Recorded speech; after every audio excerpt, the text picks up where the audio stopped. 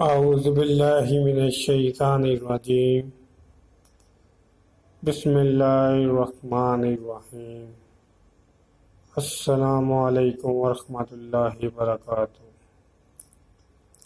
رسول مکرم صلی اللہ علیہ وآلہ وسلم نے شبری سناتے ہوئے فرمایا، مسلمان کو جو بھی پریشانی، بیماری، رنج، اداسی، تکلیف اور غم پہنچتا ہے، یہاں تک کہ اسے کوئی کانٹا بھی چبھتا ہے تو اللہ تعالیٰ اسے اس کے گناہوں کا کفارہ بنا دیتا ہے۔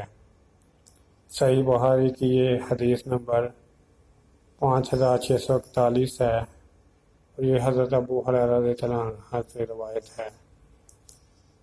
دین کی بات کو پھیلانا بھی صدقہ جاریہ ہے۔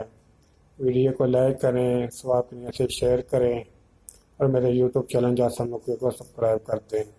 السلام علیکم ورحمۃ اللہ وبرکاتہ۔